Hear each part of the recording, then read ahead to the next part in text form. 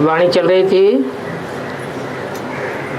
9/11/68 दूसरे पेज के मध्यार्ध।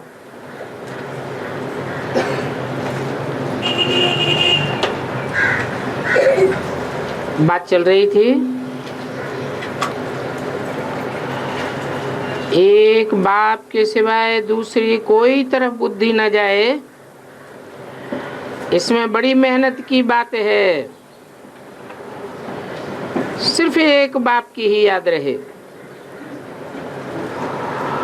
और ये देह भी याद ना आए। ये अवस्था तुम्हारी पिछाड़ी को होगी।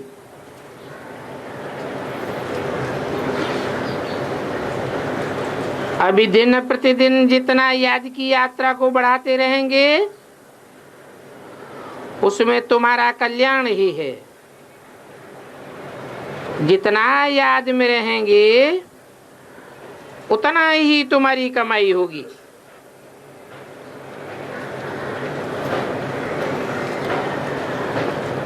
अगर ये शरीर छोड़ दिया फिर तो ये कमाई हो ही नहीं सकेगी।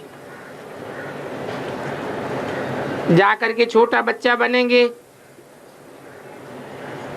तो फिर कमाई क्या करेंगे? भला आत्मा ये संस्कार ले जावेगी, परंतु टीचर तो चाहिए ना। जो फिर तुमको स्मृति दिलावे। ये बाप भी तुमको स्मृति दिलाते हैं कि बाप को याद करो।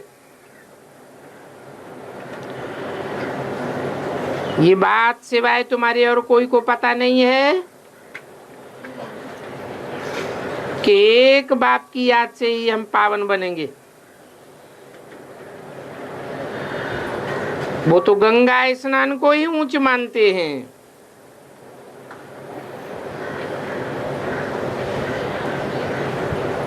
इसलिए गंगा स्नान करते ही रहते हैं। बाबा तो इन सभी बातों का अनुभवी है। इसने तो गुरु भी बहुत किए हुए हैं। वो गुरु लोग स्नान करने जाते हैं पानी का, और यहाँ तुम्हारा स्नान होता है याद की यात्रा से।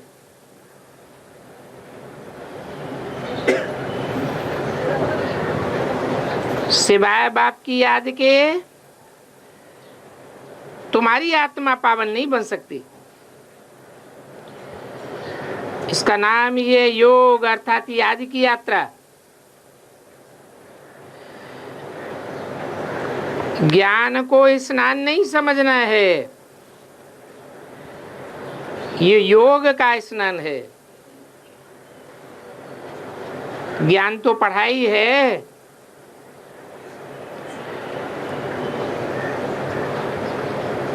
योग जिससे पाप कटते हैं। तो ज्ञान और योग दो चीजें हैं। ज्ञान से पाप नहीं कटेंगे, याद से ही जन्म जन्मांतर के पाप भस्म होने हैं। बहुत से बच्चों की ये पता ही नहीं है कि ज्ञान किसको कहा जाता है और योग किसको कहा जाता है। ये दोनों अलग अलग चीजें हैं।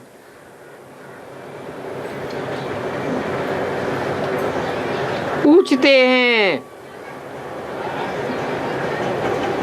अमृत बेले अगर हम मुरली सुनेंगे पढ़ेंगे तो क्या बाप की याद नहीं रहेगी?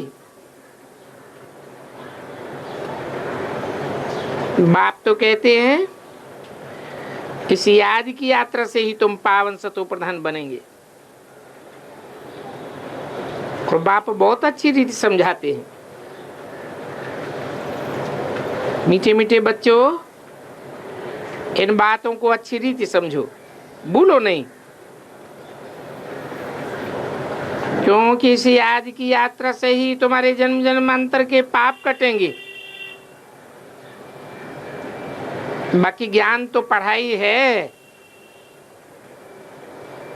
कमाई भी है। तो याद और ज्ञान दोनों अलग अलग चीज हैं। इनको कह दो ज्ञान और विज्ञान। ज्ञान माना पढ़ाई, विज्ञान माना योग अर्थात याद। तो दोनों में से किसको ऊंचे रखेंगे? ज्ञान को ऊंचे रखेंगे व योग को। ये याद की यात्रा बहुत बड़ी है और इसमें ही मेहनत है। स्वर्ग में तो तुम सभी जावेंगे,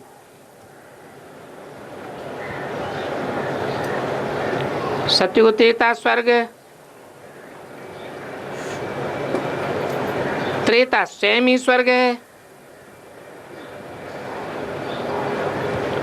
तो वहां स्वर्ग में इस पढ़ाई के अनुसार जाकर के विराजमान होंगे। बाकी मुख्य है योग की बात। प्रदर्शनी अथवा म्यूजियम आदि में भी तुम ज्ञान समझाते हो, योग को तुम थोड़ा ही समझा सकेंगे। सिर्फ इतना कहेंगे अपन को आत्मा समझ, बाप को याद करो। बाकी ज्ञान तो बहुत देते हो। तो बाप कहते हैं पहले पहले बात ये समझाओ कि अपन को आत्मा समझ, परमात्मा बाप को याद करो। ये ज्ञान देने के लिए ही तुम चित्र आदि बनाते हो। योग के लिए कोई चित्र आदि की दरकार नहीं है। ये चित्र सभी ज्ञान समझाने के लिए है, ज्ञान समझाने के लिए बनाए जाते हैं। अपन को आत्मा समझने से ही देह का अहंकार बिल्कुल टूट जाता है। ज्ञान में तो जरूर मुख चाहिए वर्णन करने के लिए, और योग की तो एक ही बात है, अपन को आत्मा समझ, बाप को याद करना। पढ़ाई में तो देह की दरकार है, शरीर बिगड़ कैसे पढ़ावेंगे? और तुम पढ़ेंगे भी कैसे? पतित पावन बाप है तो उनके साथ योग लगाना पड़े, परंतु ये बात भी कोई जानते नहीं है। बाप खुद आकर के सिखलाते हैं। मनुष्य मनुष्य को कभी योग सिखला नहीं सकता। तो बाप ही कहते हैं मुझे याद करो। कृष्ण नहीं कह सकते हैं कि मुझे याद करो। कोई भी गुरु आदि नहीं कह सकते मुझे याद करो। क्यों नहीं कह सकते? क्योंकि सब देह अभिमानी है। इसको कहा जाता है परमात्मा ज्ञान। वो परमात्मा ही ज्ञान का सागर है। ये बड़ी समझने की बातें हैं। सभी को यही समझाओ कि बेहद के बाप को याद करो। वो बाप ही नई दुनिया स्थापन करते हैं। रावण क्या चीज है ये भी कोई नहीं जानते। बाप तो स्वर्ग की स्थापना करते हैं, ये किसको पता नहीं है। फिर बताओ नरक की स्थापना कौन करते हैं? पुरानी दुनिया बदलती है तो जरूर नई दुनिया बनेगी, ये तो समझते हैं।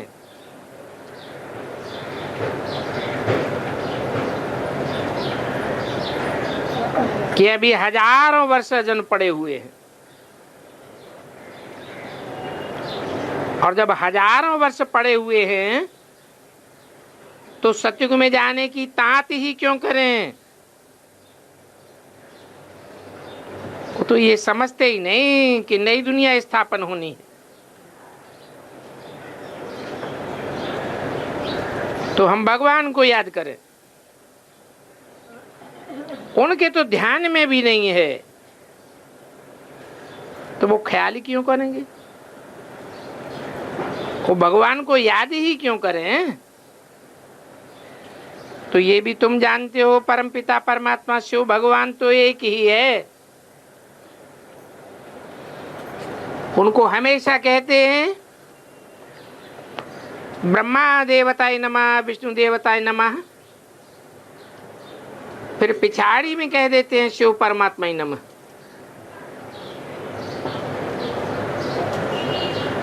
नौ 1168 की वाणी का 3रा पेज।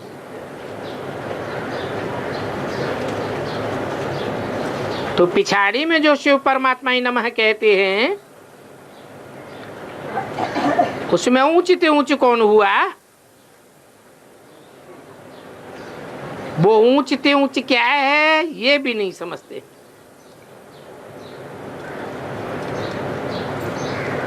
अगर भीतर ठिक्कर में है तो फिर नमन काहे का? नमन तो ऊंच बुद्धि वाले को किया जाता है। कुछ भी समझते नहीं है, ऐसे ही अर्थ रहे तो बोलते रहते हैं। यहां तो तुमको आवाज से परे जाना है, अर्थात निर्वाण धाम शांति धाम जाना है। शांति धाम सुखधाम कहा जाता है, वो सुखधाम है, स्वर्ग धाम। नरक को धाम नहीं कहेंगे। दुखधाम कह सकते हैं। तो ये अक्षर बड़े ही समझने के सहज हैं। क्राइस्ट से 3000 वर्ष पहले पैराडाइज था, अर्थात देवी देवताओं का राज्य था, और अभी 2000 वर्ष क्रिश्चियन को हुआ। तो पूरे 5000 वर्ष हो जाते हैं। देवता धर्म होना चाहिए ना।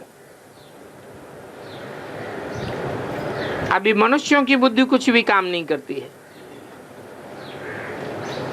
जब कहते हैं 3000 वर्ष पहले पैराडाइज था, बाकी हुए 2000 वर्ष, तो क्लियर बात है ना। परंतु ड्रामा के राज को न समझने के कारण कितनी ही प्लानिंग आदि करती रहती है। ये बातें बड़ी अवस्था वाली बूढ़ी माताएं तो समझ नहीं सकती है। बाप समझाते हैं, अभी तुम सभी की वानप्रस्थ अवस्था है, सभी को वाणी से परे जाना है। वो गुरु लोग भल कहते हैं निर्वाण धाम गया, परंतु जाता तो कोई नहीं है। पुनर्जन्म फिर भी इसी दुनिया में लेते रहते हैं, वापस तो कोई नहीं जा सकता। वानप्रस्थ में जाने के लिए गुरु का संग करते हैं। ऐसे बहुत वानप्रस्थी आश्रम है, माताएं भी बहुत हैं, तो वहां तुम जाकर के सर्विस कर सकते हो। पूछो वानप्रस्थ का अर्थ क्या है? बाप बैठ समझाते हैं, अभी तुम सब वानप्रस्थी हो, सारी दुनिया वानप्रस्थी है। जो भी मनुष्य मात्र को देखते हो,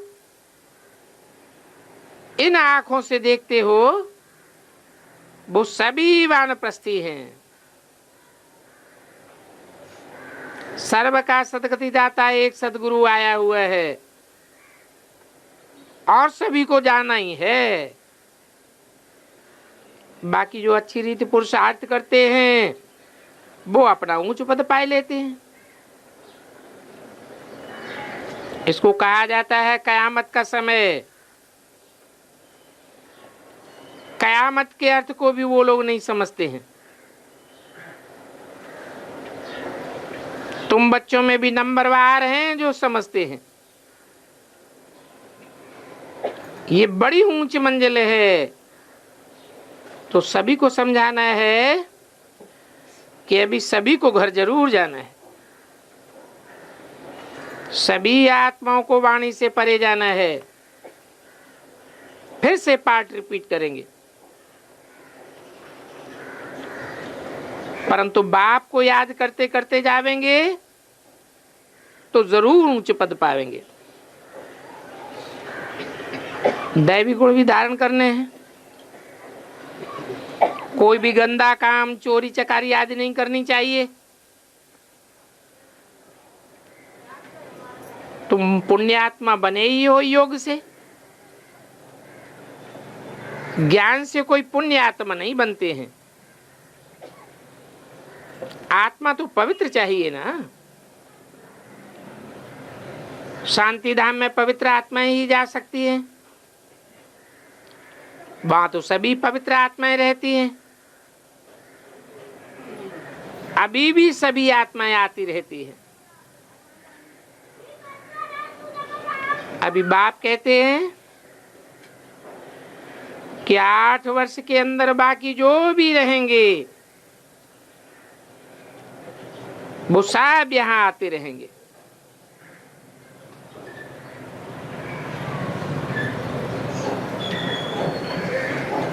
उसके बाद आना बंद हो जाएगा।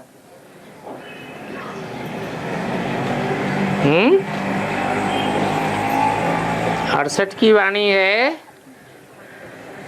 8 वर्ष की म्याद बताई कि जो भी आत्माएं रही हुई हैं वो 8 वर्ष के अंदर आती रहेंगी।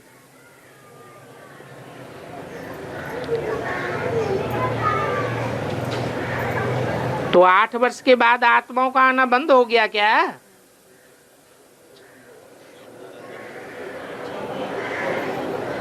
माना 76 में दुनिया की आबादी कितनी थी?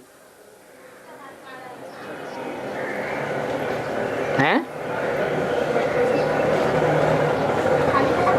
जरूर कहेंगे 500 करोड़ थी। बाद में 200-250 करोड़ जो आते हैं वो तो कीड़े मकोड़े मच्छर मिसल जैसे हैं। मनुष्य तो उनको कहा जाता है जो मन का उपयोग करे।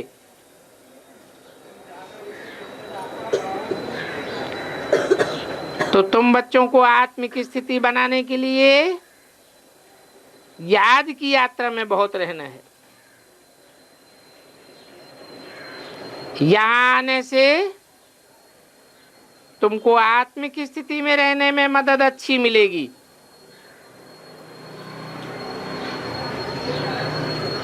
तुम पक्की आत्मा बन जावेंगे। एक दो को संग का रंग का बल मिलता है ना, तो तुम थोड़े बच्चों की ही ताकत काम करती है। दिखाते हैं गोवर्धन पर्वत को अंगुली पर उठाया।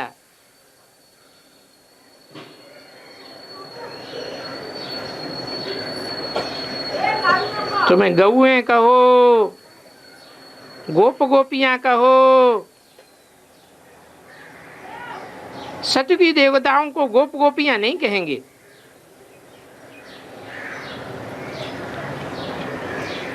तो तुम अपनी सहयोग की अंगुली देते हो।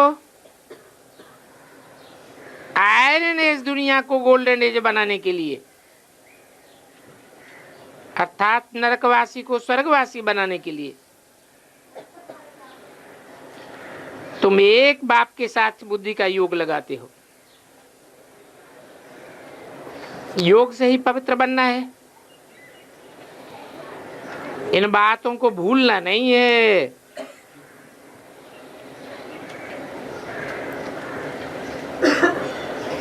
और ये न भूलने की ताकत तुमको यहां मिलती है।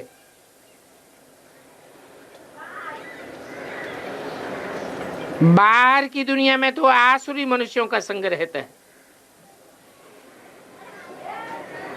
संग का रंग लगता है, वहां याद में रहना बड़ा मुश्किल है।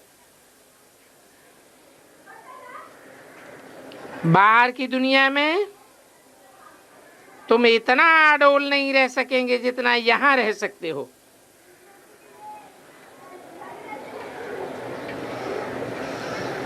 तो तुम ब्राह्मण बच्चों का संगठन चाहिए। कहते भी है संगौ शक्ति कलौ युगे, कलयुग में खास संगठन की शक्ति चाहिए। क्योंकि यहाँ तो सभी एक रस इकट्ठे होकर बैठते हैं, तो वाइब्रेशन की मदद मिल जाती है। यहाँ आकर के तुमको धंधा आदि कुछ भी याद नहीं रहता। तो बाहर की दुनिया में तुम्हारी बुद्धि कहाँ जाएगी?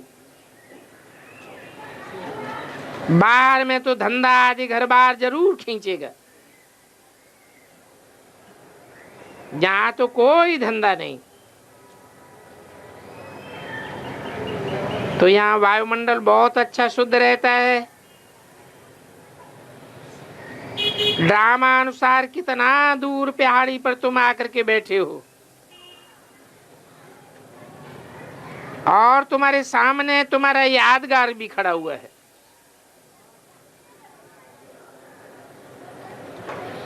इसलिए बाबा कोशिश कराए रहे हैं आबू में बड़ा म्यूजियम बने।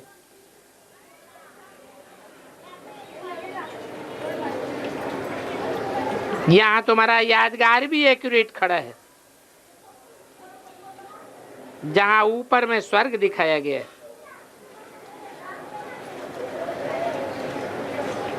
नीचे तपस्या में बैठे हैं। नीचे क्यों बैठाया गया है? घड़ी घड़ी तुम्हारी नीची स्टेज होती रहती है, इसलिए नीचे तपस्या में हो। जब अवस्था ऊंची चढ़ जाती है तो स्वर्ग हो जाता है, नहीं तो स्वर्ग को कहां दिखावें। तो बाबा कहते हैं यहाँ खास आकर के बैठो, अपनी जांच करो। हम बाप की याद में बैठे हैं। सुदर्शन चक्र भी फिरता रहे। समझो अभी 84 का चक्र पूरा हुआ, अभी हमें वापस अपने घर जाना है। बीज को देखने से जरूर सारा झाड़ सामने आ जाएगा। वो बीज तो जड़ होते हैं, ये तो मनुष्य सृष्टि का चैतन्य बीज है। बाप की पहचान हुई तो सारा ज्ञान बुद्धि में आ जाएगा। तो ये सारा मनुष्य सृष्टि रूपी झाड़ है, ये वैरायटी झाड़ है। कितनी वैरायटी है मनुष्यों की। अच्छा, मीठे मीठे सिकिल दे रूहानी बच्चों को रूहानी बाप दादा का याद प्यार गुड मॉर्निंग। रूहानी बच्चों को रूहानी बाप का नमस्ते।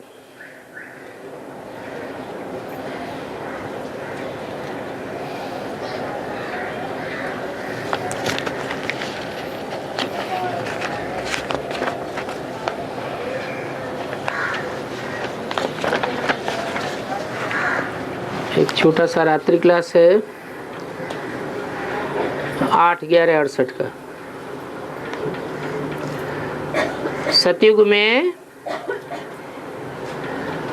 कब एक दो को खुश खैरियत पूछते होंगे? क्यों? वहां तो सब खुश ही रहते हैं। अच्छा, तो तुम बच्चों को यहाँ एक दूसरे की खुश खैरियत पूछनी चाहिए, एक दूसरे से मालूम करना चाहिए कि तुम खुश हो। मालूम करना चाहिए या नहीं? क्यों है? क्या बाप मिला है?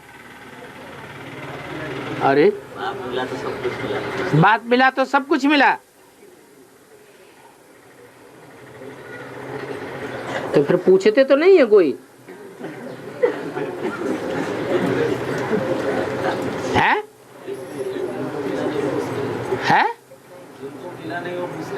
जिनको मिला नहीं वो पूछते हैं।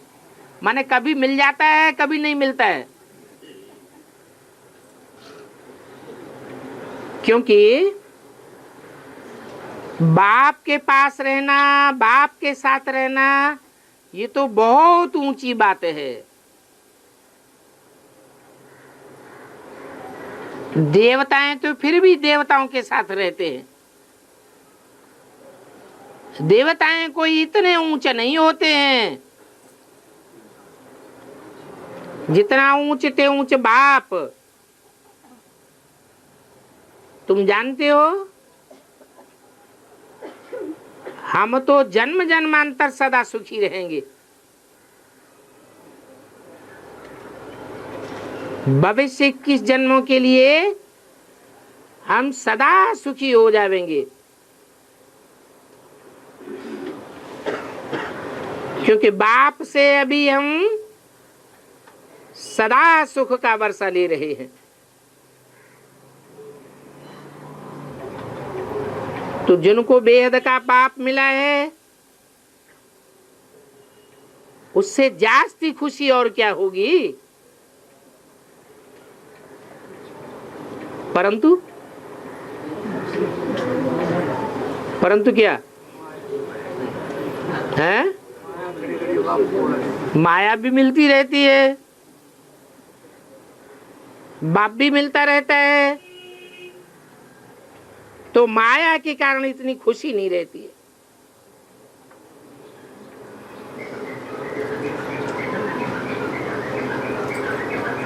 तो जिनको खुशी नहीं रहती है,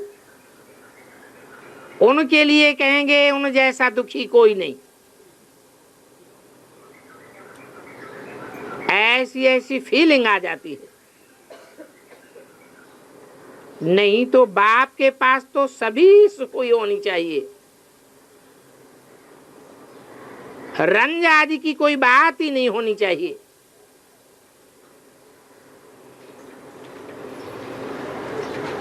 पूछते भी हैं,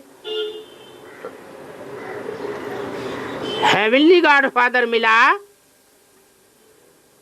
तो फिर हम स्वर्ग में होना चाहिए, हम नरक में क्यों बैठे हैं?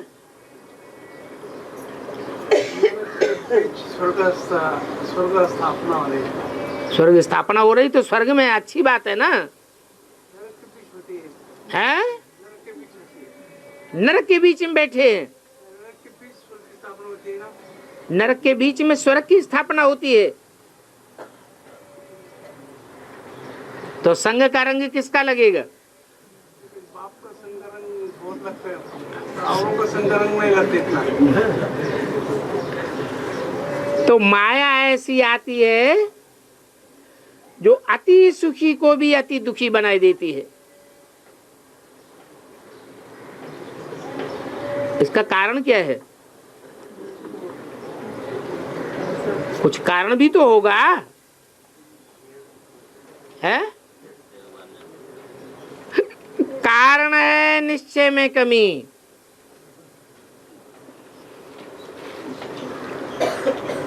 निश्चय बुद्धि विजयते, और विजय में खुशी होती है यह दुख होता है? विजय है तो खुशी ही खुशी है, परंतु माया हराए देती है।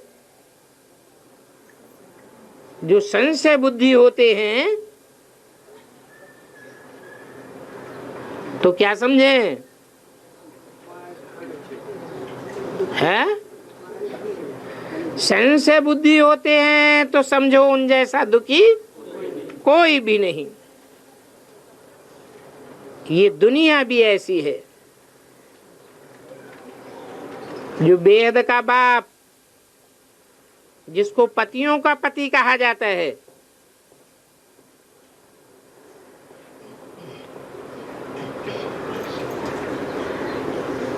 प्रजापिता कहा जाता है, फिर शास्त्रों में प्रजापति भी कहा जाता है।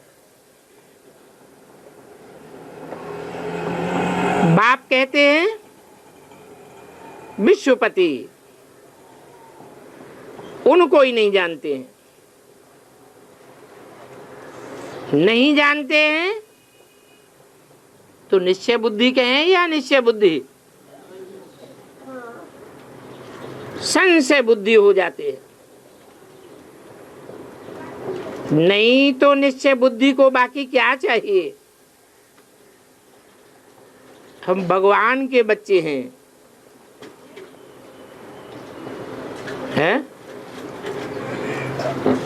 कोई मिनिस्टर के बच्चे नहीं हैं।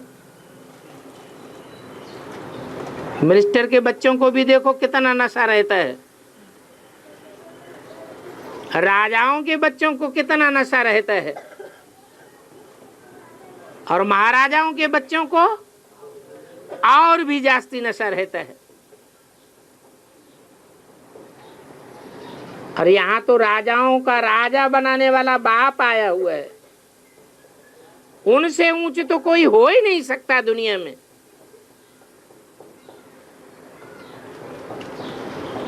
बुद्धि से काम लिया जाता है ना। स्टूडेंट पढ़ते हैं, जानते हैं हम 21 जन्म सदा सुखी रहेंगे, तो वो खुशी कम है क्या? पूरा निश्चय न होने के कारण दुख फील होता है।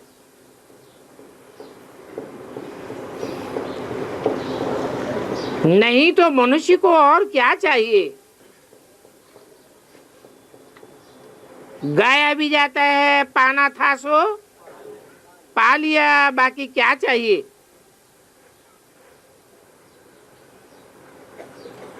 साहूकारों को सुख जास्ती होता है।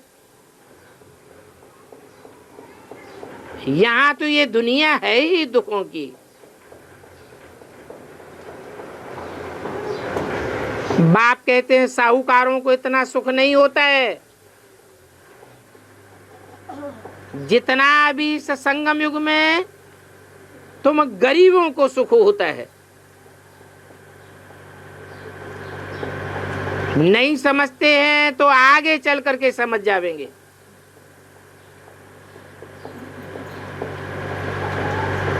क्योंकि तुम गरीबों को बाप मिल जाता है।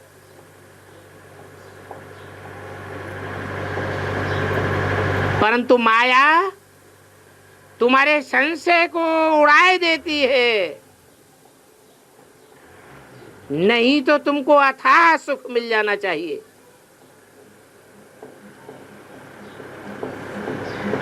अभी तुम समझदार बनते हो।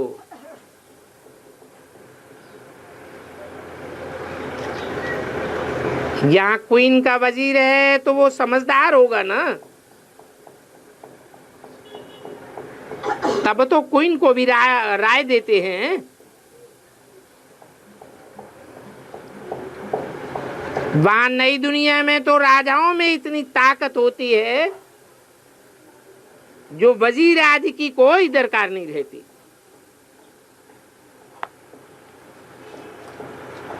इतनी ताकत होती है जो तुम्हारे ऊपर कोई भी चढ़ाई कर न सके। ये ताकत कहां से मिलती है? बाप से मिलती है,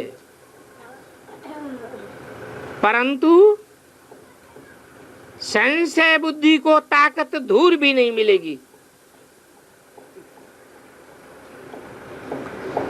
ऐसे संशय बुद्धि सदैव रोगी धोगी बीमार भटकते उटकते रहेंगे।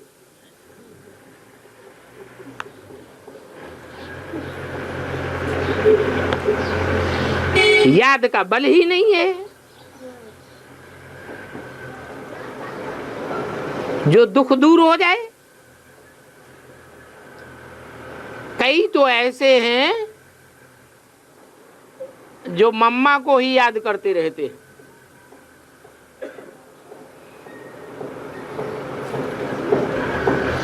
उन्हें निश्चय बुद्धि कहें या अनिश्चय बुद्धि?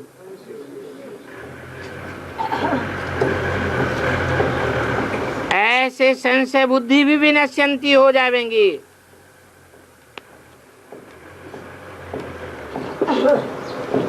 यानी सुख का विनाश हो जाता है। इन सभी बातों को कोई विरला ही समझ सकते हैं।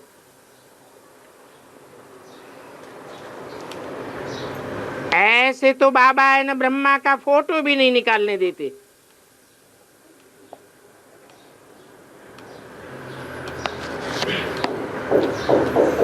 ये बाप दादा है,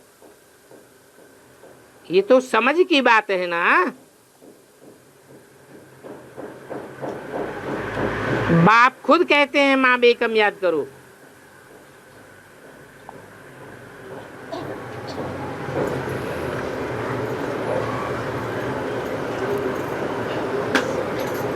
ये तो रथ है।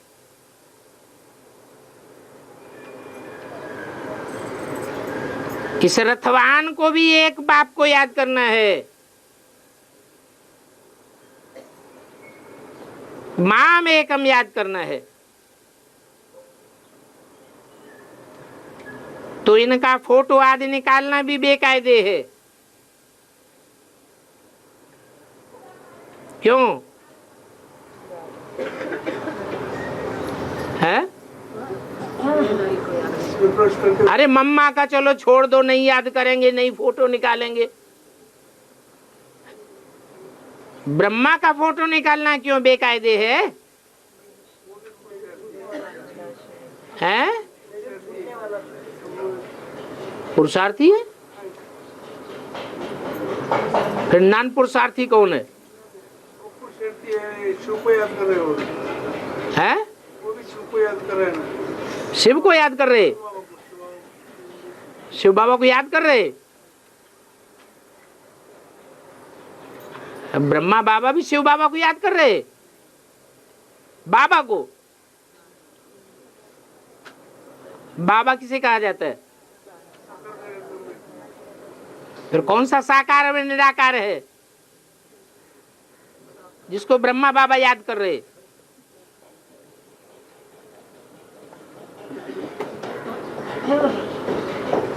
इनका फोटो आदि निकालना बेकायदे है,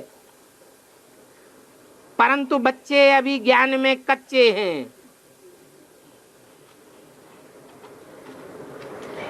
तो याद में भी कच्चे हैं। गुह्य बातों को समझ नहीं सकते हैं। दुनिया में छोटे मोटे कवि होते हैं, उनकी कविता के मर्म को सब कोई नहीं समझ पाते। ये बाप तो कवियों का कवि है। ऐसी गुह्य गूढ़ भाषा बोलता है जिसका अर्थ ब्रह्मा और सरस्वती जैसी आत्माएं भी नहीं समझ पाती।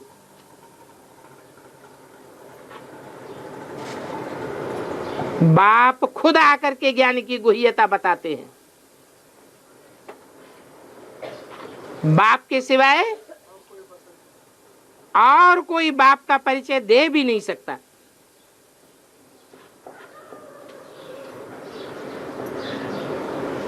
तो जो कच्चे बच्चे हैं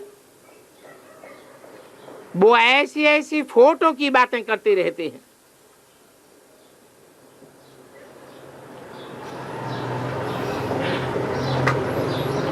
हाँ, झूले में झूलते हैं, बाप दादा के साथ झूलते हैं, भगवान वाच इनसे झूलेंगे,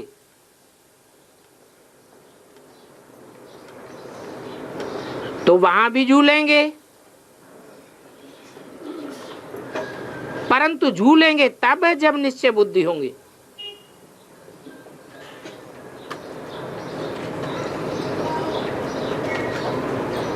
दास दासियां थोड़े ही झूलेंगी।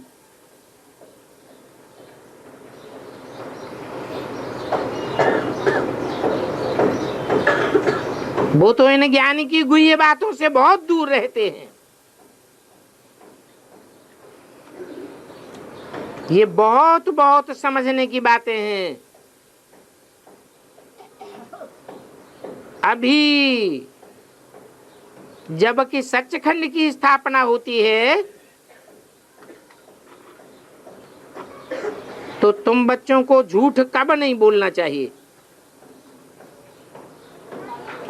परंतु ऐसे ऐसे हैं जो कदम कदम पर झूठ बोलते हैं। तो उनका क्या हाल होगा। न चाहते हुए भी माया झूठ बुलवाती है, उल्टा सुल्टा काम कराती रहती है।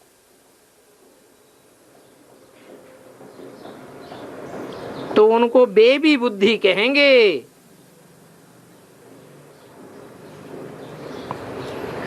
सालिम बुद्धि नहीं कह सकते।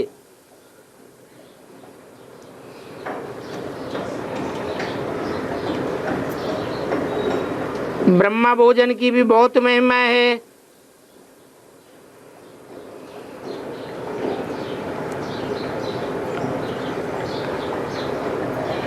जिनको ब्रह्मा भोजन न मिले तो वो देवता पद पा ही नहीं सकते।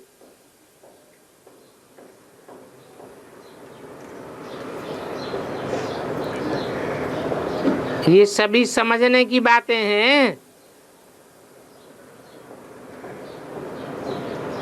विचार सागर मंथन करते रहें तो समझ में आ सकती है। बड़े अच्छे दैवी गुण चाहिए। झूठ बोलना, किसी का दिल दुखाना, ये कोई दैवी गुण नहीं है। यहाँ देह अभिमान की सेफ्टी फर्स्ट रखनी है, नहीं तो माया बहुत तंग करती है, विकर्म कराती रहती है। जितना जितना देही अभिमानी बनते जाएंगे फिर कोई भी विकर्म नहीं हो। परंतु सभी पुरुषार्थी है नंबरवार।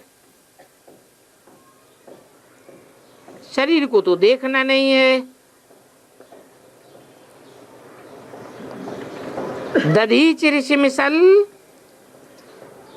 रात दिन ईश्वरीय सेवा में अपनी हड्डी हड्डी स्वाहा करनी है।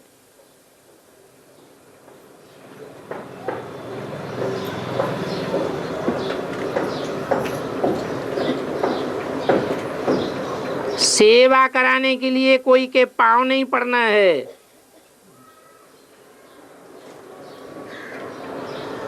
कोई से मालिश आदि नहीं करानी है।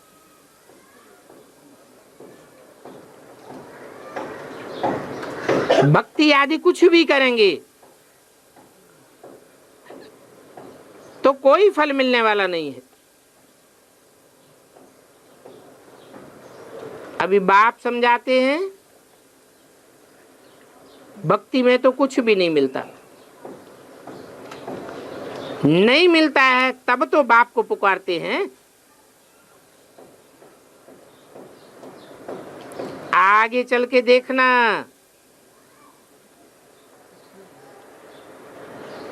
कि तुम्हारे आगे कितने आकर के झुकते हैं।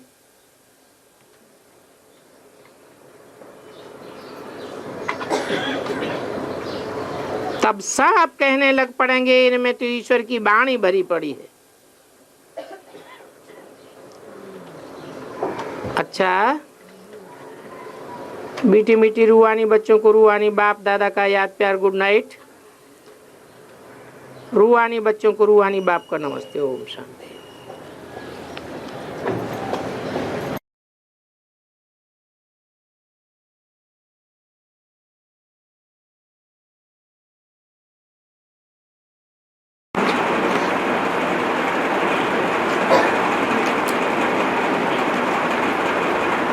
ओम शांति।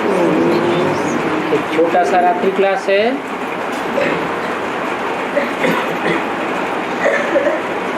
12 नवंबर 1968।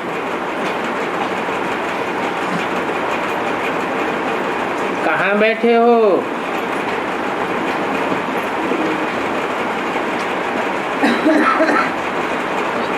तुम बच्चों की लात और तात यही है कि हमको नई दुनिया में जाना है।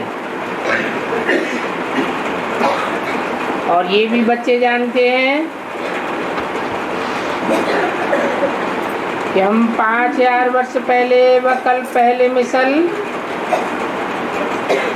फिर से श्रीमत पर अपना दैवी धारणा और दैवी धारणा वाला घराना स्थापन कर रहे हैं। हमारी ये मिशन है और ये ईश्वरीय मिशन है। तुमको भी कन्वर्ट करके हिंदू से देवता बनाना है। वो तो हिंदुओं को क्रिश्चियन बनाते हैं, बौद्धियों को और बहुत से हिंदुओं को बौद्धि बनाते हैं। ये फिर है ईश्वरीय मिशन। और ईश्वर तो खुद निराकार है।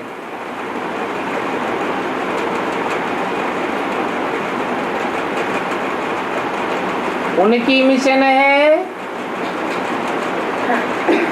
साकारी और तुम्हारी मिशन है कि तुम आत्मा हो, निराकारी मिशन है। तो तुम बच्चों को पहले पहले निराकार बनाते हैं। कहते हैं अपन को आत्मा समझो, देह नहीं समझो।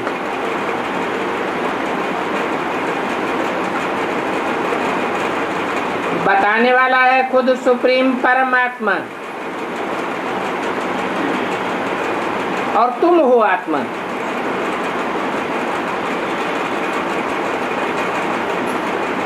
तुम इस रंगमंच पर पार्ट बजाने आते हो।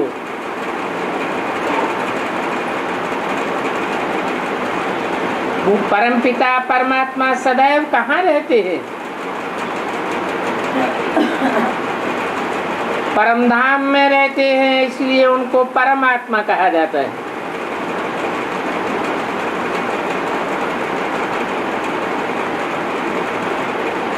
पहले पहले तुम जानते हो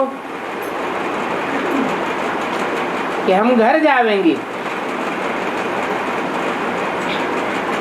और ये घर जाने की मिशन सिवाय इस समय के कभी होती नहीं है। तुम बच्चे समझते हो कि स्वर्ग में तो पहले थोड़े ही होते हैं, बाकी सभी आत्माएं चली जाएंगी शांति धाम।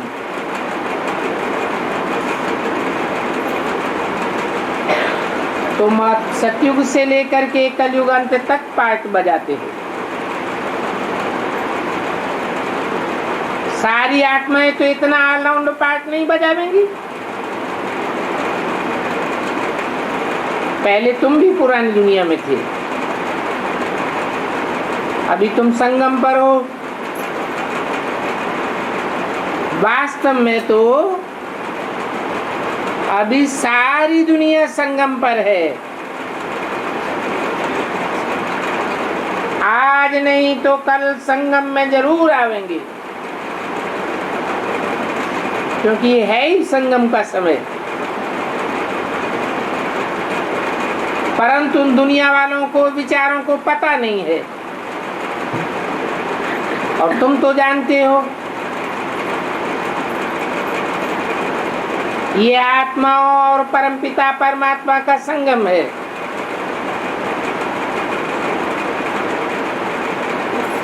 बाप हमारे बीच में आते हैं। कलयुग अंत और सतयुग के आदि में आते हैं।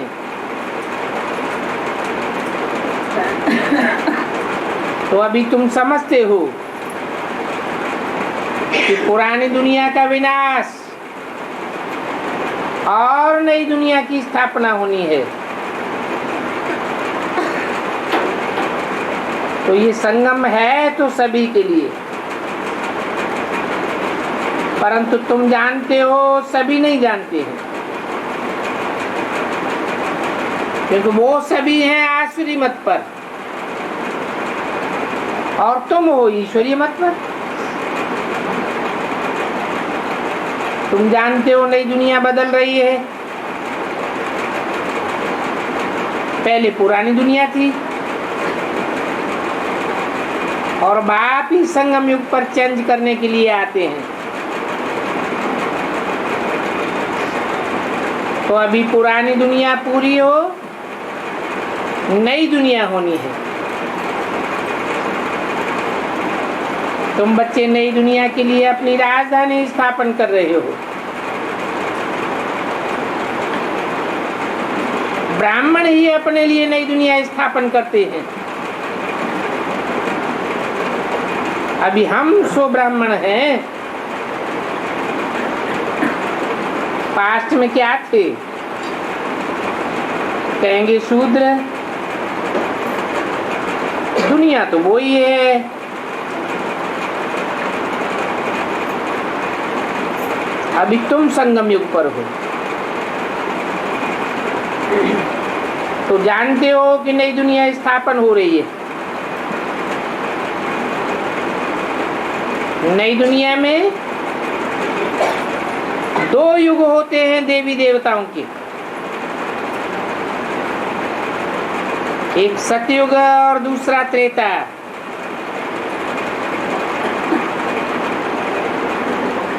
अभी संगम से लेकर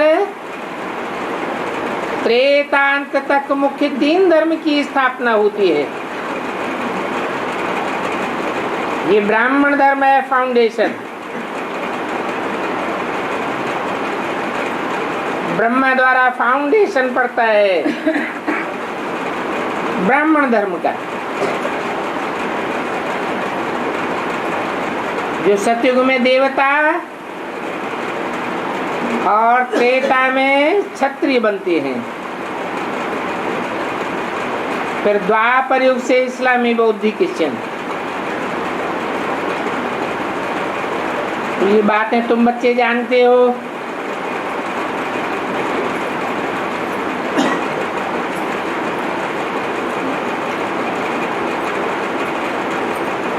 अभी तुम जानते हो कि हमारा बाप आया हुआ है।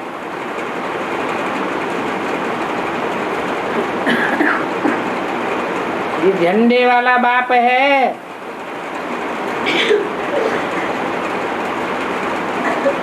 तुम भी सभी को झंडा दिखाते हो।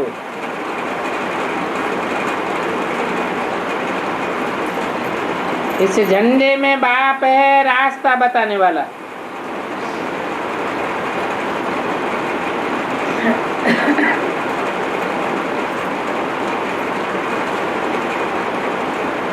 लिखा हुआ है सत्यमेव जयते। तो बाप सत्य बाप है, सत्य बाप आकर सच्ची बातें बता करके सच्चखंड स्थापन करते हैं। वो भक्त बेचारे समझते हैं हम तो भक्ति से भगवान को पावेंगे।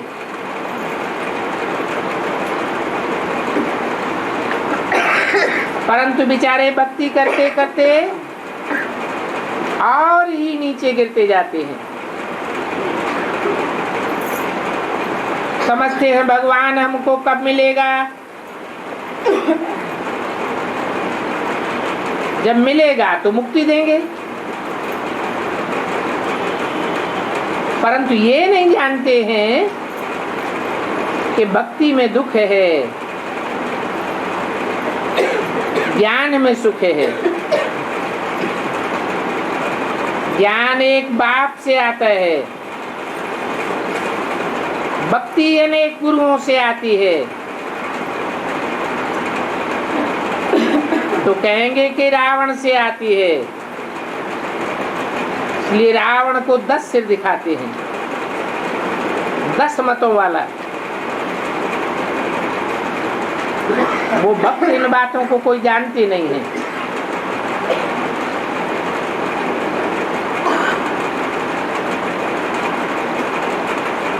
वो सब भूल गए हैं।